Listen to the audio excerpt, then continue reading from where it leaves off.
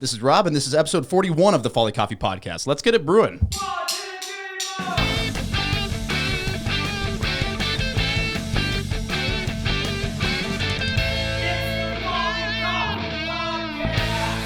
All right, I am here with a couple fine gentlemen from Northern Coffeeworks out of Minneapolis. I guess it'd be technically downtown? Downtown East. Downtown Minneapolis. So why don't you both introduce yourself, what your role is at Northern Coffeeworks, and how long you've been there?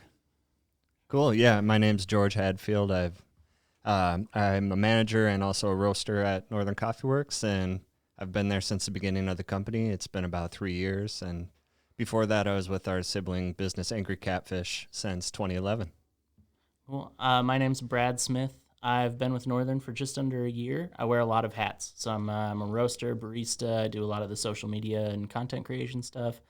A little of everything, anything I'm asked to do. I thought you literally meant like a lot of hats. I was like, me too. I love hats. Like I also love hats. I'm also rarely never wearing a hat. And so the relationships, because I've been going to Angry Catfish for years. I mean, for those who are listening that don't know, Angry Catfish is this awesome shop and bike shop in St. Paul. And so the relationship between Northern Coffeeworks and Angry Catfish, how does that work? Yeah, so it's the same ownership, same partnership that is kind of over the umbrella of the companies. There's Angry Catfish that's been around for about 10 years. It's actually in Minneapolis. It's in South Minneapolis by Lake Hiawatha. Oh, yeah, that's yeah.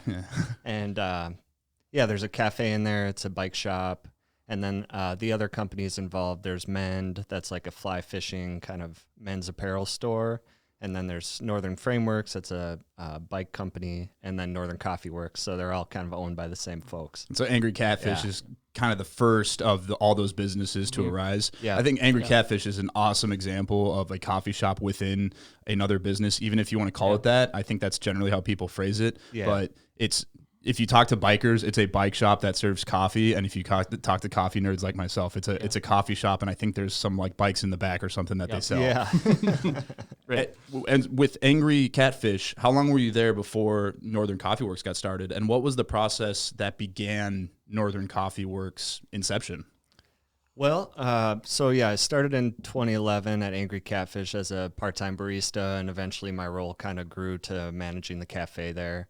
And our owner, Josh, wanted to branch out and have a place where he could serve food and beer and wine and also roast coffee. So that's kind of where Northern Coffeeworks jumped off from there.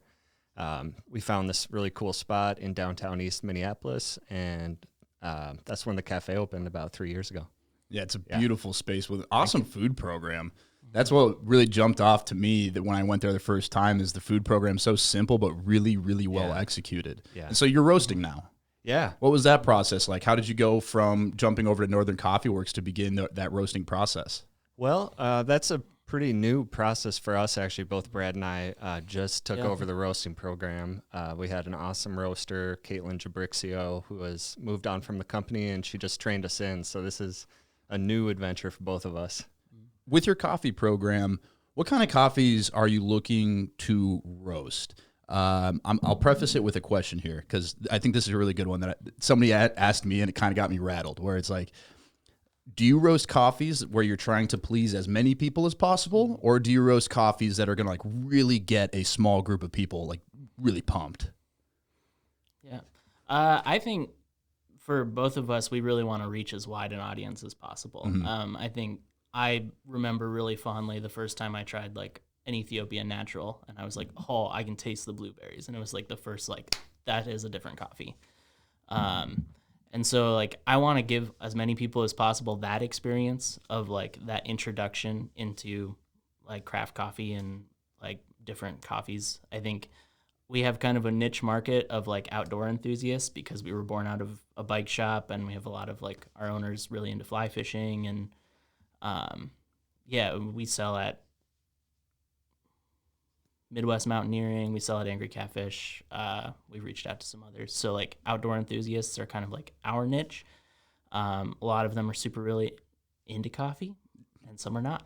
There is this weird cross-pollination that I don't know what the explanation is, but people who are into outdoor activities, almost always, I'm just going to assume they have a good taste in coffee. Yep. Yeah. You're doing some of the content you mentioned. And so are you doing the photography? And because I have to say that the Northern Coffeeworks like branding and Instagram page and tying in that outdoor while also promoting the coffee is really extremely well done. Yeah, so I kind of assemble the Instagram page and put it all together, but it's like our owner Josh goes on trips all the time, so he's taking a lot of those outdoor photos, and then our bags, our cups, a lot of that stuff has all been designed by local artists. So it's kind of, my job is more like grabbing all of this content that's been created and putting it all together.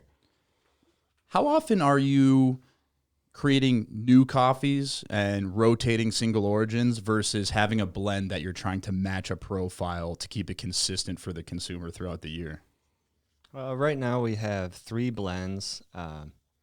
We have 1 single origin and 3 blends, and we're kind of looking to expand our offerings, so we'll probably put out another single origin soon. But yeah, we want to have that nice range of blends for different tastes, different palates, and then have some single origin coffees for people to dig into and explore that side as well. What's your favorite coffee you're roasting right now?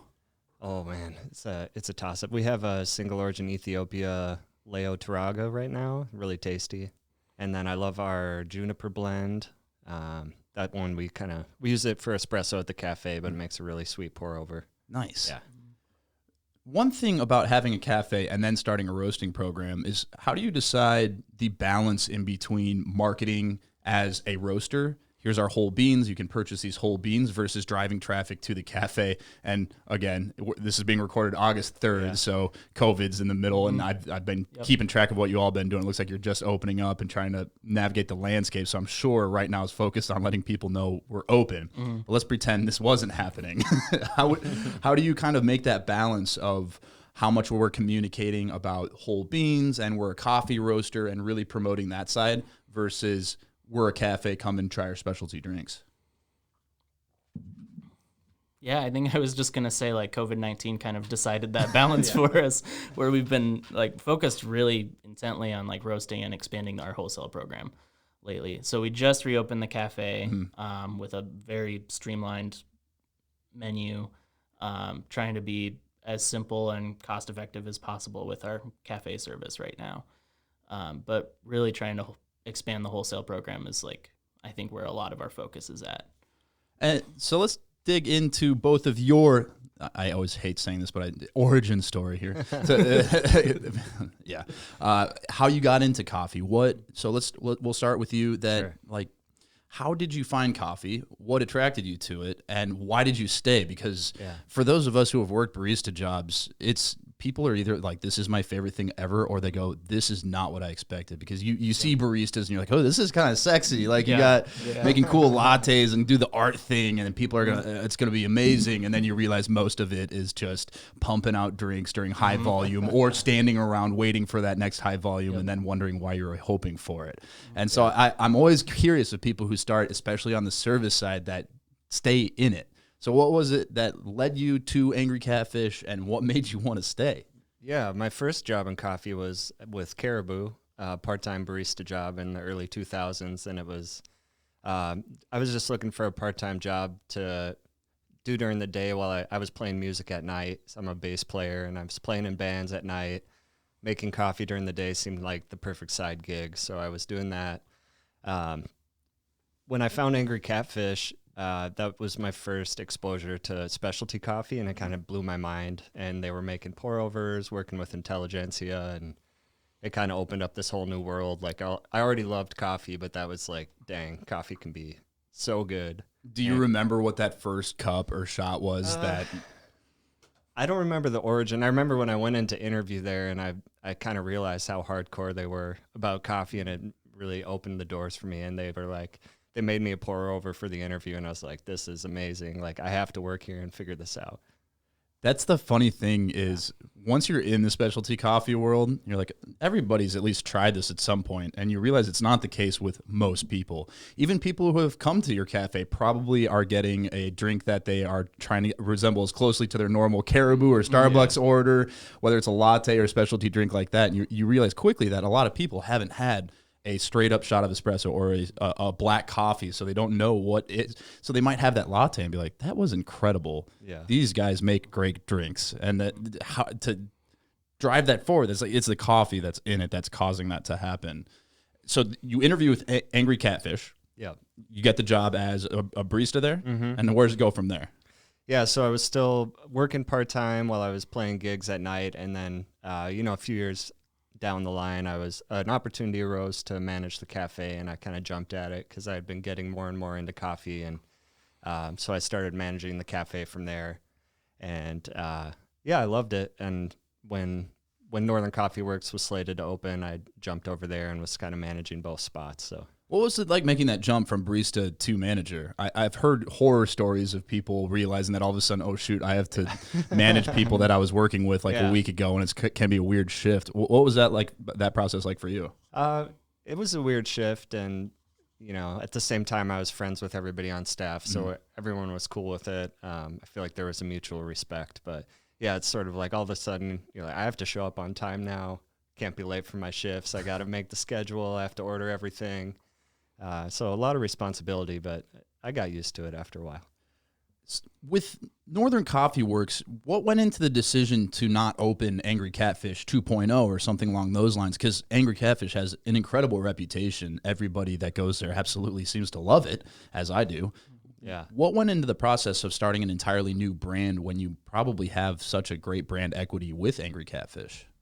Ultimately, I think that's a question for Josh, our owner. I mean, Angry Catfish, I think, was a name they sort of came up with on a whim 10 years ago for the bike shop, and he was looking to do something like a little bit different with the branding. So, yeah, they sort of developed a new brand with it, and I think it's cool. But, yeah, some people are attached to that Angry Catfish brand as well. So, yeah, you hear some people that because my take on it was it seems like Angry Catfish is the cafe bike shop. Yeah. And so it could be tough to rebrand for coffee and say like we are now a roaster and cafe and kind of bike shop too. And so that made sense to me, and the branding behind Northern Coffeeworks is very clean, very beautiful, and it's maybe a little easier to brand for something that is an entirely new like build out from scratch versus trying to tie it into Angry Catfish. For sure. How's it been starting to roast? Was it difficult to pick up, and what was the training process like to go from never having roasted before to feeling comfortable enough to be able to take over the program? It's still a learning process. We have so much to learn and grow from. I think Caitlin did a good job kind of teaching us how to use the roaster. I'd sort of been in the same room as her roasting and working for a long time, and then to actually step behind the roaster was pretty nerve-wracking at first, but it's just kind of a learning process and super fun, and it's just like a whole new world to dive in with coffee, so I'm enjoying it. You all are roasting on a Loring, right? Mm-hmm. Those things are sweet. It's sweet.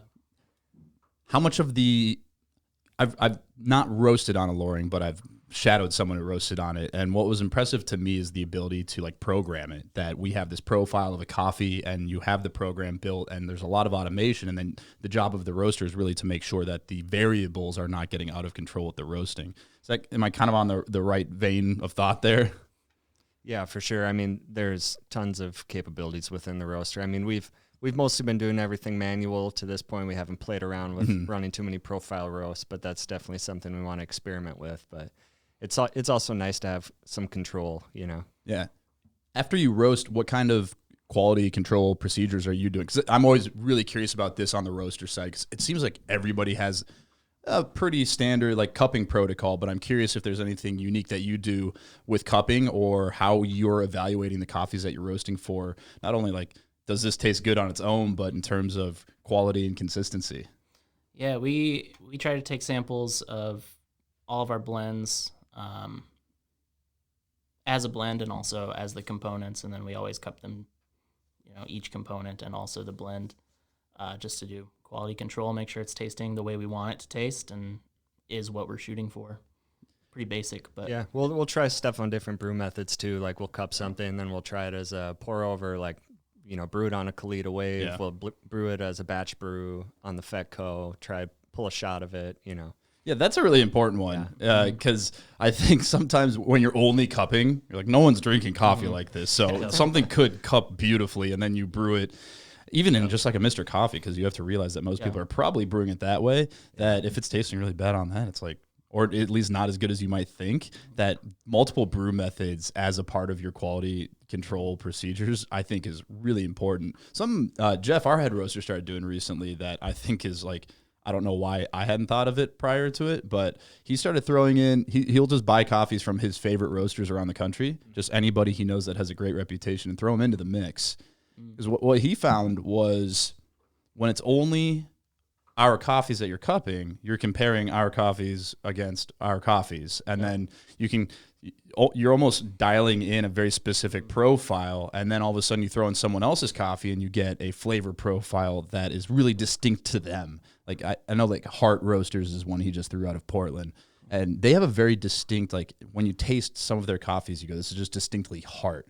And so he's been tasting against them to be like, what is it about that I really like? Is it something we want to incorporate, or is it something that is distinctly them and we want to keep it that way? Have you ever done anything like that in terms of cupping? We got some samples from, I forget what they were called. Crescendo.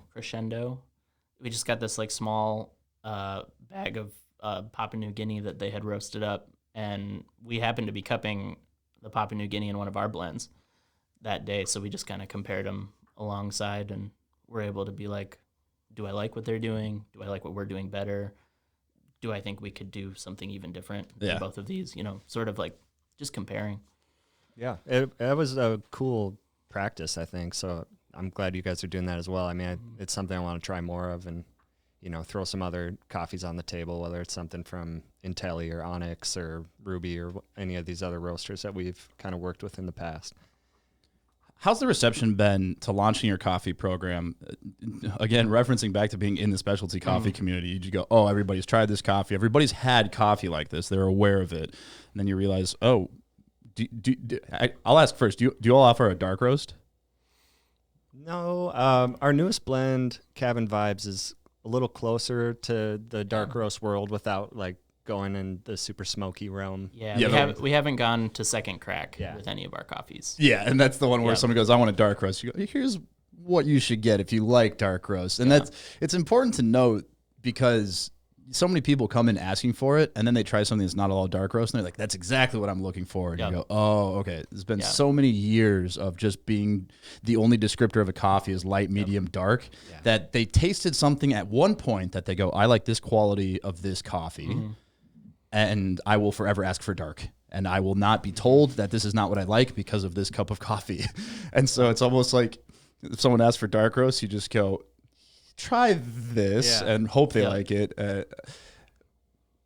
And so where I was going with that is, how has the reception been? Do you get any of that unexpected experience of someone coming into the cafe, asking for a cup of coffee, and getting something either where it's an extremely positive experience, or what's wrong with this?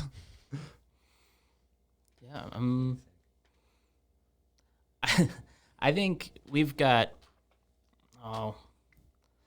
some really good blends that appeal to a lot of people. Mm-hmm. So like our Boundary Waters blend is like, it's a Guatemala Papua New Guinea blend. It's really medium. It's got a nice body. If you like a dark roast, you're gonna like it. But if it also has this like,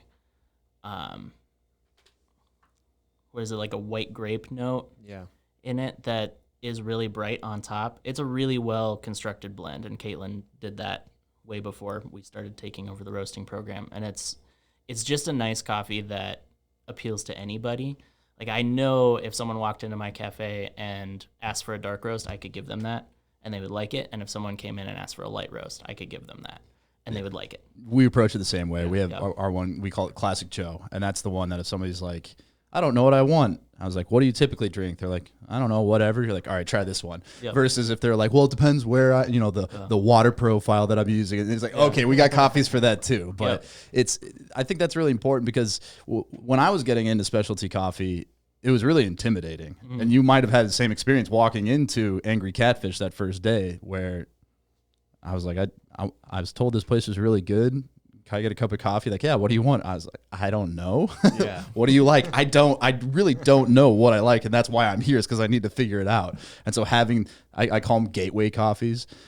This coffee that someone tries and goes, oh, well, that's really good. Now I want to know why. Now I want to know what else is out there. And then, a couple of years from now, they'll be at the place where they're like, well, if it doesn't have bright acidity that's ripping my face off, I'm not even going to touch it. Are you all involved in the beverage, the kind of menu creation? Because I think you all have a really unique menu that seems to rotate quite often with the seasons and a lot of new offerings coming out constantly. What's the process like as seasons are changing, where you are looking at not just which coffees are we roasting, but which beverages do you offer? Do you look at existing trends and say, we need to have this? Or do you go, we need to separate ourselves from the competition by having super unique, different, like unexpected drinks? We definitely try to be seasonal with the ingredients and the flavors, if it's spring, like doing something maybe more floral, or doing something more like warming spices or something like that in the winter. And I'd say we kind of go by season with that sort of stuff. But yeah, definitely trying to do something that's going to complement the coffees, but also be interesting, maybe be something people haven't tried before. With a different customer base between Northern Coffeeworks being in downtown Minneapolis and being in South Minneapolis, is it a similar menu, or do you cater it more to the neighborhood that you're in? Yeah, we had the same menu at both cafes for months before COVID. So let's touch on that. Yeah. So pre-COVID, then March hits, March 16th, not that I remember the date, everything closes down. How have you all been able to react since that has gone down? Continued roasting.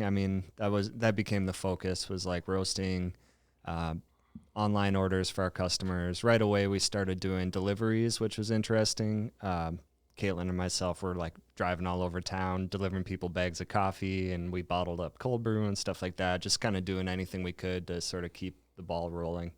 Then we were able to bring Bradley back in to start helping with roasting and doing social media. And now just last week, we opened the front door to just serve drinks, like to go. You can walk up to the door and get to go drinks. So it's been an evolution here, and it's fun to start seeing the neighborhood come back out again and serve people drinks and like see people. So how's the customer response been to that? The walk up door, is it pretty intuitive to figure out, or people had problems with it? Yeah, downtown East, our location is surrounded by a lot of kind of high-rise apartment buildings, and I think a lot of our former customers were really stoked. People who just kind of like walk downstairs and walk across the street normally can do that again, and I think a lot of our response has been like, we get it. Like, this is what places have to do. We're glad you're doing something. We're glad you're here. Yeah, people are super happy that we're open again. It's fun. That's been kind of one of the few upsides to this whole thing, is when it happened, there was this immediate reaction of customers to saying, we need to find local businesses and support. And also just an extreme level of understanding, mostly from people, about what's going on. And that, you see it with every business, that you're trying to adapt so quickly, and you want to provide the best customer service at all times, and you want to give this customer facing thing of like, things are good, we're fine, we're all good, like nothing's, no need to worry, like we're good. And then on the backside, you're like, what's the new regulation that's in this week? You got to shift and start an entirely new thing. And so having the cafe side's got to be an even added layer of how to give a great customer experience, be able to serve a menu that keeps people safe, but also is still a good experience. Did you change your menu at all to adhere to the to-go menu? Did you simplify it or change how you're doing things? Obviously, to-go, did that influence what your beverage selections are? Yeah, we simplified it. We got kind of all the staples in there, but right now we're not doing a food program. We're just doing espresso drinks, pour over, batch brew, keeping the flavors super simple, honey and maple, smoked sea salt, that kind of stuff. And part of the reason for that is because it's just Brad and I right now. So we're also trying to roast. We're trying to do quality control and cupping, and then also serve people when they walk up to the door. So that's like trying to juggle a few things right now. With the increase of home consumption of coffee, it's got to be an interesting thing. I'm sure your online sales picked up quite a bit versus what they were when COVID went down. Are you finding people kind of know how to brew at home and you're not getting a lot of questions? Or did you find an increased need to not only here are the beans, but also here's what you do with them? I haven't got a ton of people reaching out to us for brewing advice occasionally, but how's that been going for you guys? It's interesting. Yeah. We definitely market the way we communicate and the verbiage we use and the flavor descriptors. We keep very, very simple because I'm looking to attract people into specialty coffee. Just like you said, we want coffees that if someone reaches out and says, I've never had specialty coffee, I've got one or two for you in mind that you should try this first, and then let's go from there. And with the huge uptick in online ordering, sometimes this might sound mean, but there are things that you're like, wait, you don't know how to do that? Yeah. But then I think back to myself before specialty coffee, and I'm like, oh yeah, I definitely didn't know how to do that before all this. And so we've just been trying to communicate a lot more on what goes into a cup of coffee. And honestly, it kind of led to the creation of this podcast studio, that this will help us be able to do more videos easily, have a space that if we have to record something. But we're trying to basically build it from the ground up of like, here's advice. If you're brewing at home, the first thing you should buy. Here's the second thing you should buy. And then like, you're good there. So like, I would say grinder. Like grinder is the first thing you should buy by far, is a good burr grinder. Because so many people are like, I can't. The craziest thing I remember is if you have a blade grinder, you literally can't do pour over, because if you grind it for too long, the fines are too fine, and then the water's just sitting there. And I'm like, I don't get this pour over thing. It sucks. I've been sitting here for 8 minutes waiting for this water to go through. So grinder from consistency, but even just being able to do the stuff you might want to do. And so that's kind of how we've reacted, is putting out a lot more videos. And I used to be with videos that it's like, oh, this needs to be really high production value. But then I'm like, people kind of just want the info. So at least now if someone asks, what do? I can send them a video of like, here would be my advice versus, and you know, hopefully go back and increase the quality of some of the videos that are up there. But, yeah. Well, it's definitely cool that people are exploring new brew methods. It seems like we're selling more of our like brewing equipment, like Kalita waves and Chemexes and stuff like that. So hopefully people are at home messing around with pour overs and trying out new stuff. It'll be interesting to see how this changes consumption of coffee overall moving forward, because I have to imagine a lot of people, if they started brewing at home and had some success, that'll dramatically change how they drink coffee. Because before COVID, I think my realistic take on specialty coffee and like brewing pour over and manual brewing is most people are not going to do it every day. It's like a weekend thing. And so I was like, okay, how do we become like that weekend treat? And then, do your, honestly, like most people, like Keurig or whatever's fast, or just getting office coffee for free. And then now I think it's going to shift where people are like, oh, I've been brewing coffee because I had to, and now it's kind of a habit. Yeah. And so it'll be really interesting to see where it goes from here. But question for you guys: you're in a lot of grocery stores, right? How has that been? How have you been seeing the sales at grocery chains and whatnot with your coffees? Yes, so the wholesale channels we're in is basically like when we launched in 2018. So I come from a beer background with Sam Adams, and I was in like Illinois and Missouri for like 4 years, and they can sell beer and grocery. And so grocery was where I kind of knew best. And so I said, this is going to be where we focus first. And so that was kind of our first channel. And then we started picking up a few cafes, and the grocery side of things has been awesome from a visibility standpoint, that if you want to find our coffees, we don't have a cafe. So if you want to find our coffees, we're somewhere within a few miles of where you live now, which was huge for us. And then just brand recognition. So when COVID goes down, everything gets shut down, and immediately everybody decides on their own that there's a food shortage, which there wasn't. The supply chain was not affected within, like, there was no food shortage. There's no toilet paper shortage, but people made a run on grocery stores. And, understandably so when you look at it. And our sales, like, doubled for, like, 2 weeks. And then people caught up and realized, oh, there is no food shortage. There's no toilet paper shortage. I now have enough coffee for 3 months and enough toilet paper for 3 years. And then they kind of dipped for 2 weeks, and then they really normalized back with a slight increase, I think, because more people are getting whole beans to brew at home. But there's certain products, I think, that, especially with the closing of restaurants and stuff, that a lot of food spiked like almost permanently because people are working from home. And so overall, it was a lift, but definitely not enough to offset the rest of the business that just disappeared. How much of, I guess, what percentage are you back to now-ish, if you know, of like pre-COVID to now opening your doors? How hard has it been to get people to realize you're open and get the foot traffic back to your door?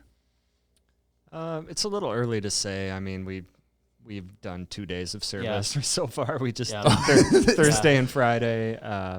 I saw the post and I guess I didn't look at the date. So we'll have to give it a few weeks and kind of see. But one thing that's been great is at Angry Catfish, they sell our whole beans there, and they've just been super busy, I think, since this whole thing went down. So people are buying our beans like crazy over there. That is one of the huge advantages of having a storefront too, is like having the barista be the expert and be able to, if someone comes in, which coffee do I get? Yeah. They can guide them and get them a great experience versus like we have our website and hopefully the descriptions are good enough, but you never know. Yeah. So let's dive into cafe side of it, because we don't have one, and I know nothing about like the cafe world. I've worked in one, but that's really about it. How hard was it shifting from Angry Catfish, which has been around for 10 years, to opening Northern Coffeeworks, discovering an entirely new customer base, and not only picking up new customers, but also retaining customers? Yeah, it's been a big challenge, a whole new neighborhood, totally different vibe. It's like Angry Catfish is like little neighborhood spot that's been around forever. The cafe downtown is like kind of in an upcoming neighborhood. There's a lot of businesses around there, but really we've just been trying to get the word out for the past 3 years, and the COVID thing hasn't helped much with that, but the neighborhood's definitely growing, and I feel like people are starting to recognize the brand and the coffee and stuff. What was really cool to me, and I went to a couple of them, were the events you were doing. Again, all pre-COVID. Let's pretend it never happened. Yeah. Like you did the taco pop-ups with, was it Jorge Guzman? Yeah. So you had the pop-ups with Jorge Guzman and all these really cool like one-night only events that you don't see cafes doing very much, because it's like, oh, we're closed, and then it's like, wait, we have this really cool building in an awesome location. How do we get people here? How did you decide which events you're doing, and are you looking when things open back up to continue doing things like that? Oh, yeah, that would be awesome. Those events, we were just trying out different things, we had our friends K Bracho come do empanada pop-ups and stuff like that. So trying to collaborate with other people locally and bring folks in and just kind of see what sticks and what brings people out. Because we kind of discovered in that neighborhood, it really gets quiet, like in the evening. We were expecting it to be a place people might want to hang out late at night and drink beer. And then as time went on, we were only open till 3 because it just sort of gets dead down there. So the events were a fun way to get people out and see the cafe in the evening time and try sort of a different vibe in the cafe. So with the events, did you see it was mostly regulars that you recognize as customers, or do you see a lot of new faces? Oh, a lot of new faces, and also, regulars and our neighborhood folks we see every day. And then people from Angry Catfish and all the, the cyclists and the mechanics would come down for that. So it was really kind of a cool merging of different community. Because that's what was really cool is these events you're doing is with people who already have their own following. So I have to imagine that doing events with people that aren't even within the coffee world would be big for driving new foot traffic. I thought that was really impactful. I mean, so many people were inviting me to that, and I'm like, oh, like, how do you know about this place? I thought I only knew about this place right now. And those events can be really impactful to find people outside of the coffee world doing really cool things that will attract people. Because I always say it that it's like, we're not just looking for high-end coffee drinkers. We're looking for people who like things that taste good. And so if you're a person that you think actively about trying to find things that taste good, you probably would like coffee that tastes really good. And events like that have always been really exciting to me. We did one at Lynn Lake Brewery last year with like a coffee beer tap takeover, where we got a bunch of different roasters and we had like 4 coffee beers on tap. And so it was like, come try these beers, free coffee samples, and then that's how you trick them. Is you're like, it's a coffee event, but you don't know that it's a beer event. Come try these, and then we're going to trick you and learn about coffee. Yeah, that's super fun. We're fortunate enough to be next door to Day Block downtown, and they've done some collaborations with us. So yeah, same thing. It's like get some of those beer drinkers interested in specialty coffee. Have you been able to map out what you're looking to do with the roasting program, or has the past 6 months now really kind of changed and just trying to react during this time? Thankfully, Caitlin had really built a really sustainable program. So she kind of trained us on how to continue that and then also how to develop new coffees. So we've continued all of the blends that we were doing before, and then we've been able to launch a new blend and a new single origin since. So yeah, Caitlin really laid a foundation of like, here is a very baseline single origin curve. So when you get a single origin, you can do a small batch, you can roast it along this curve, see if it is good or if it sucks, and then like change variables from there. And then that's kind of really laid a foundation for us to be able to develop new coffees. I think we want to do more single origins, but I don't think we have any intention of dropping the blends we're doing, and yeah, just kind of growing from there. Is roasting something you actively were seeking out to do? Yeah, absolutely. You as well? I was interested in it. I didn't see it happening at this point, but I'm glad it did. So I love that these are opposite answers, basically, because I think that's what you hear about a lot of people who roast, especially with Dunn Brothers in towns. A lot of people are just like, oh, I worked at a Dunn Brothers, somebody quit, I had to do it, and then it turned out I loved it.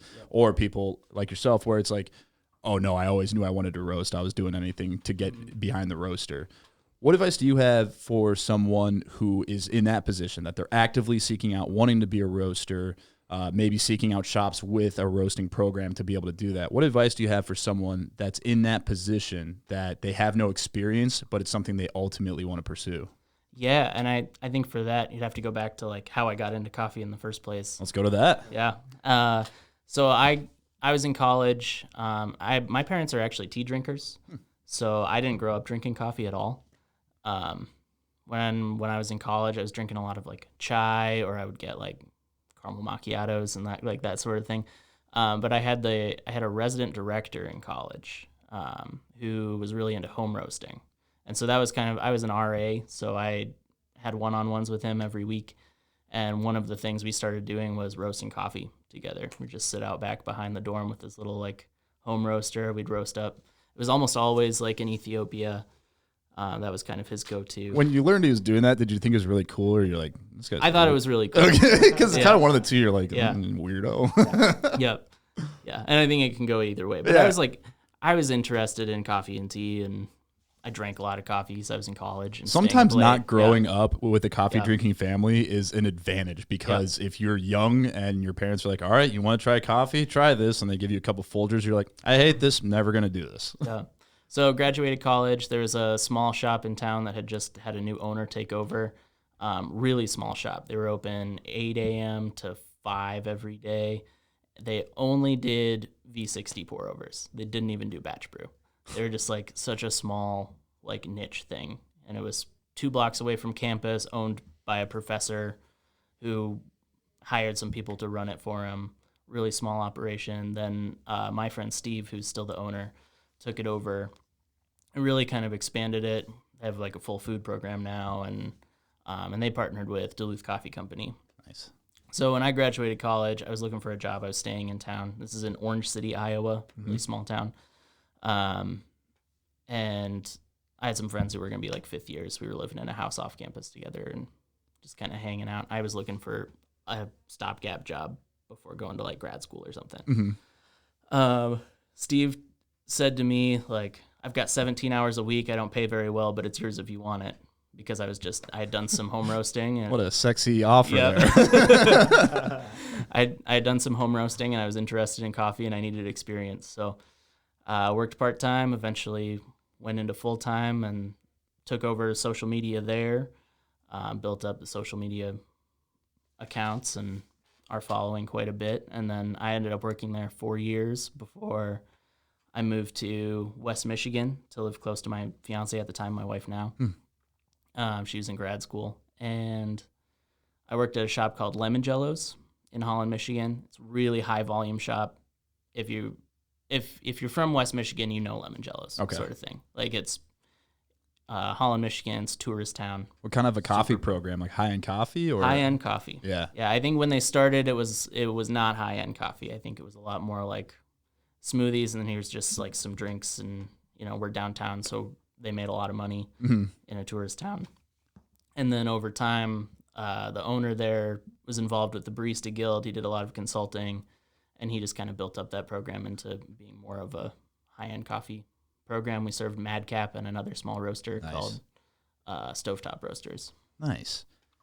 So, and fast forward, moved to Minneapolis, got married, started at Northern.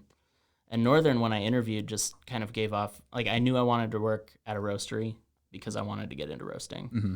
And it gave off kind of a Go Get 'em Tiger vibe. It was like, this is a lot smaller than Go Get 'em, obviously, but like I'm on Instagram. I follow a lot of coffee roasters and their programs. And They out of LA?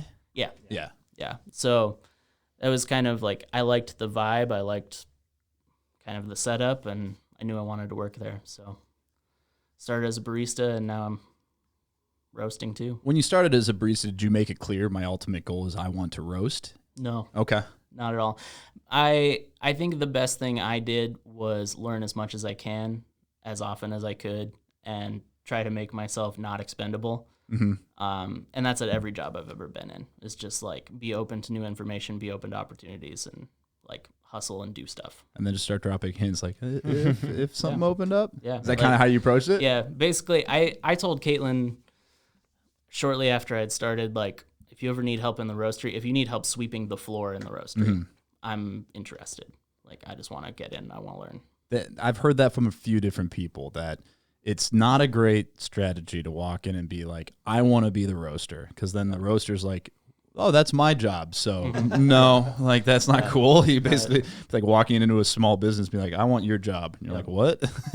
Yeah, I think it's important to walk in with humility and say, like, I want a job first and foremost. I would say that's probably true of a lot of things. And then to just slowly be like, I want to learn more stuff. Yeah. Funny part about this story is our former roaster, Caitlin, was allergic to green coffee, so she needed somebody to batch the green coffee for her. That's got to be one of the only cases of that in the industry. That's crazy. And so going from sweeping floors to roasting, was it what you expected? Is starting to roast more and now being a part of the regular roasting program, is it what you expected being on the other side, on the barista side? I think a lot of the stuff I expected some heavy lifting. I expected cleaning up the roastery. I expected, a lot of stuff. I think batching coffees ahead of time gave me a peek into what a lot of the job is, which is just like lifting stuff and moving stuff and organizing stuff and putting it in bags. The actual roasting part of it, I think, ended up being, I was intimidated going in and ended up being easier than I expected. Yeah. Because the loring just makes it so like. I think a lot of people look at it, same kind of conundrum as looking at a barista. You're like, oh, this is a sexy job. Look at this cool Instagram picture. That looks dope. I want to do that. Most of roasting is pretty tedious. Yeah. It's a lot of just hard work and like tedious stuff, like you were saying, like proper cleaning of everything, lifting and measuring and weighing, and then the post analysis, or how much moisture did we lose, and then cupping. And so most of roasting is not roasting. Right. And like even roasting itself, like looks really cool when you're doing it, but a lot of it is like very meticulous, kind of. You're just kind of waiting. Yeah, you're like waiting, and it's just like taking notes. Yep. And so if you tell someone like, hey man, I've got a job for you, that you can take a lot of notes, do a lot of cleaning, and I'll basically just do the same repetitive things over and over and over until you get better. Do you want to do that? They're like, that sounds awful. What was your experience like? So you said you're working at the Angry Catfish, get over to Northern Coffeeworks, and how do you begin roasting yourself?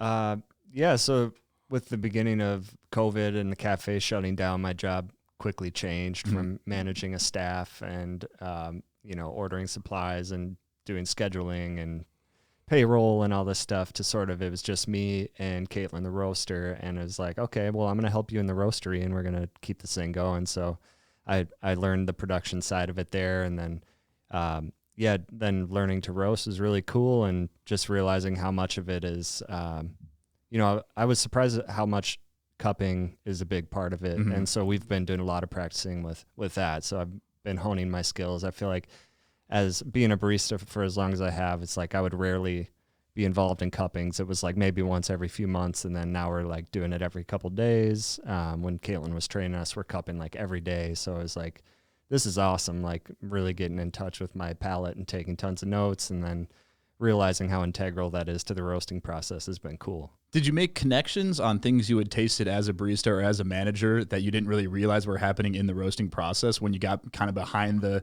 fourth wall of the roasting side? Oh yeah, for sure. You start to see some characteristics. You maybe when a coffee's like a little underdeveloped and you taste it on the cupping table and you're like, oh, okay, like I'm starting to recognize those sorts of things more often now. And then you start to make the connections of customers that are like, this tastes like this. You're, oh, they're probably tasting that. Because the most common was like, this is bitter. Yeah. And it's like, I've tasted our coffee. They're not, but I kind of, if you're drinking this one, it's high acidity coffee. You're probably tasting that. If it's this one, you're probably tasting that. But it's bitter, just because for years it's like, if I don't like it, it's coffee. It must be bitter. You're like, pure bitterness is a very distinct flavor profile, and it's like, a lot of the times, especially when you're not getting a second crack, it's not going to be the problem with the coffee. And being on the barista side, how involved is the barista team in like feedback on the coffees? Do you have a lot of people giving feedback, or is it kind of the roasters making decisions on the flavor profiles and then working with the barista team? Which again, right now there's not a barista team. So I keep asking questions. I'm like, well.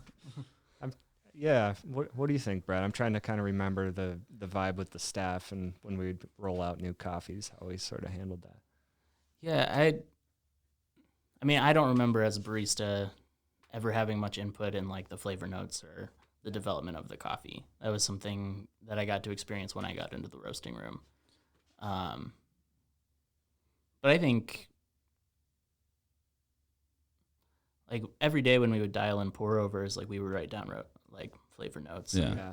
That's a big part of it. Was we had a morning dial-in sheet, so whoever was opening, all the baristas would fill this out, take notes, flavor notes. We're dialing coffees in awesome. with a refractometer, so I mean everybody is really hands-on with the coffee. Yeah.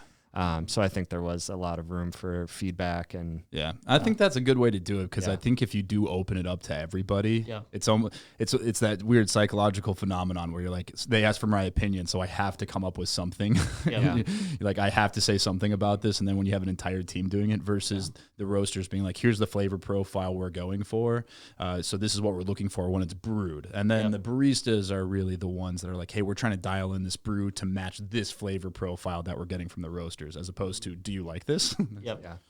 Wait, what? I also remember doing some cuppings where like we'd bring our chef in at the time. Our chef would come in and be a part of a cupping with a new coffee, which was kind of cool because he wasn't really in coffee, but he had a really good palate from being a chef. So it's like getting somebody else's input who's like on that side, on the food side, was cool. Having chefs taste coffee is really strange, because so many chefs are like really into super dark roast. It's like this weird phenomenon, that, especially like chefs that come up in French kitchens. You give them light roast and they're like, this is very weak. And you're like, what do you like? And they tell you just like the super, super dark, super oily, like beyond second crack. And you're like, oh, okay, yeah. I don't know if we're going to be able to come together on this. Yeah, the sludge. Or they do like, I could see how someone would like this. And you're like, huh, I'm not really sure how to interpret that. So right now, August 3rd, weird COVID. So what's the best way for someone to support Northern Coffeeworks at this point, if they're in the neighborhood or otherwise? Come by the cafe from Tuesday to Saturday, 9 to 2. We'll be meeting you at the front door. You can buy whole beans. You can buy drinks. You can order our stuff online. We'll ship it to you. Stop in Angry Catfish. They got bags of our beans there. Yep. You can also go to Midwest Mountaineering. They carry our coffee. Anything you can order at our front door, you can also order ahead of time online. Nice. And pick up. So you don't have to swing by and like stand and wait. You can order ahead of time and just quick pick it up. Yeah. What are the Instagram handles for Northern and Angry?